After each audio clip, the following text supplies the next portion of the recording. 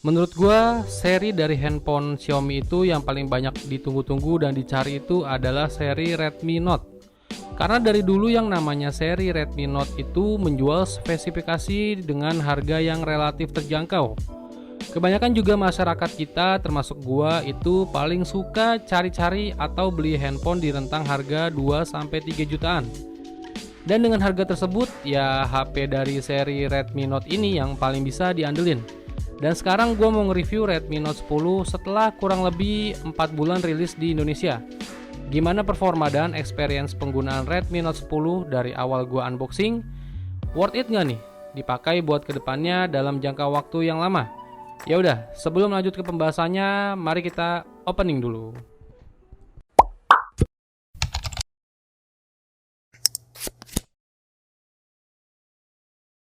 Sebelumnya gue mau kasih info dulu untuk harga gue beli waktu perilisan awal itu di harga 2.399.000 ya.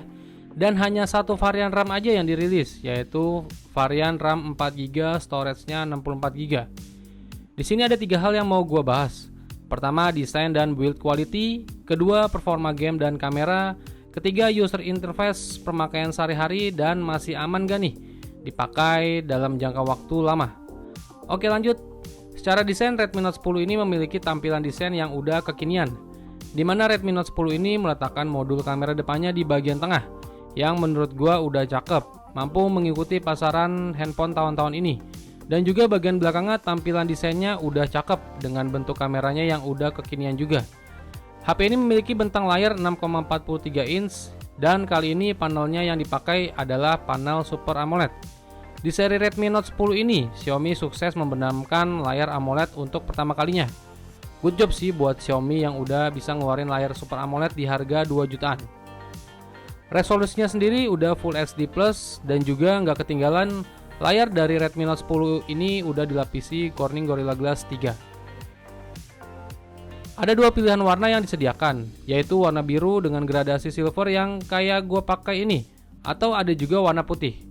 Untuk kualitas layarnya di HP ini gue bisa bilang udah cukup tajam dan ngegonjreng ala Super AMOLED, yang dimana HP ini memiliki reproduksi warna yang cukup hidup.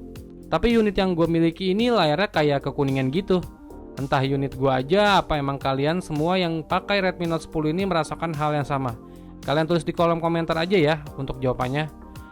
Tapi di sini overall untuk desain dan tampilannya gue suka dibanding kompetitor lainnya yang mengeluarkan HP di harga 2 jutaan. Dipakai untuk multimedia lainnya, untuk kualitas audio di HP ini udah mantep, dimana HP ini memiliki setup 2 buah speaker atau stereo. Untuk output audionya, suara yang dihasilkan udah cukup jelas, tapi emang power yang dikeluarkan agak sedikit kurang nendang ya. Untungnya HP ini tuh masih dibekali earphone jack 3,5 mm yang memudahkan buat kalian yang masih menggunakan earphone kabel. Dan satu hal lagi, untuk NFC sayangnya absen ya di seri Redmi Note 10 ini. Lanjut ke performanya, buat main game di HP ini tuh cukup aja, yang dimana HP ini dibekali dengan SoC Snapdragon 678 11 nanometer ya. Khusus HP Redmi Note 10 ini dibekali RAM 4GB, storage 64GB, yang juga bisa ditambah kapasitasnya dengan memori eksternal. Di sini gue main PUBG Mobile, HP ini bisa menjalankan kualitas grafik di Smooth Ultra ya, yang dimana main di HP ini tuh berasa lancar-lancar aja. Mungkin kalau udah dipakai lama, HP ini akan berasa anget dan itu mulai membuat frame drop. Tapi nggak begitu yang signifikan banget. Overall cukup puas gua main PUBG di HP ini. Main Mobile Legends juga udah aman. Di settingan Ultra dengan HFR-nya itu udah on. Dan juga main Call of Duty Mobile, HP ini bisa disetting maksimal di grafik high dengan frame rate-nya max, yang udah nyaman banget main di HP ini. Lalu untuk menunjang prosesor Snapdragon 678-nya, HP ini tuh dibekali kapasitas baterai 5000 mAh yang harusnya udah cukup awet ya dan bisa bertahan seharian penuh. Dan yang gue rasakan juga begitu. Handphone ini bisa gue pakai dalam seharian penuh, sampai malam biasanya gue ngecas. Dengan screen on time-nya kurang lebih 6-7 jaman. Untuk ngecas di HP ini juga udah cepet banget, dimana sudah berteknologi fast charging 33 watt, udah Type-C juga. Dimana ngecas kalau dari 0 sampai 100% itu kira-kira cuma butuh waktu 1 jam 15 menitan. Lanjut untuk performa kameranya. Untuk hasil-hasil foto di siang hari, Redmi Note 10 ini masih bisa diandelin banget dan masih bisa bersaing banget di tahun 2021 ini. Karena hasilnya itu bagus dengan detail yang oke dan dynamic range yang udah cukup baik. Lalu masuk ke foto low light-nya, HP ini juga memiliki mode malam atau night mode yang menurut gua itu udah cukup bisa juga buat diandelin. Menurut gua pada saat menggunakan night mode itu hasil warna dan detailnya itu masih cukup terangkat. Masuk ke videografinya, HP ini sih bisa dibilang ya gitu aja. Bisa merekam sampai resolusi 4K di 30 fps. Tapi untuk kestabilan videonya ya udah hancur parah. Perekaman videonya baru stabil di resolusi 1080p 30 fps.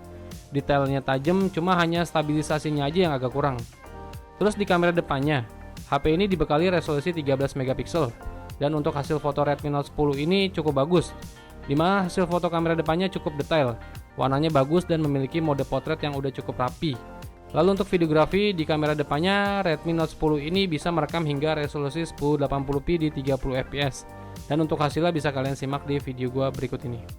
Untuk hasil rekaman kamera depannya Redmi Note 10 tuh kayak gini. Nah, kalian nilai sendiri aja nih. Gue lagi goyang-goyangin baku nih. Oke, ini di studio gue habis nge-record di belakang ada kamera. Jadi kayak gini untuk hasil kualitas rekaman di Full HD 30 fps ya kamera depannya ya. Jadi gue nggak bisa ngerekam di luar nih.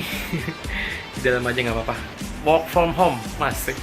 Oke, jadi ini gue jalan-jalan aja sekitaran dari si studio gue aja. Oke. Nah, lihat aja kualitas kestabilannya ya. Tuh. Jalan mundur sama suara yang dihasilkan yang ditangkap juga kalian lihat aja. Oke. User interface pemakaian gue sehari-hari sih masih dalam kategori aman ya. Paling ya balik lagi, untuk MIUI-nya lagi-lagi masih banyak iklan bertebaran. Ya emang agak mengganggu sih buat kita butuh cepat scrolling atau buka tutup aplikasi. Tapi overall menurut gue dari segi desain dan performa sih masih aman-aman aja.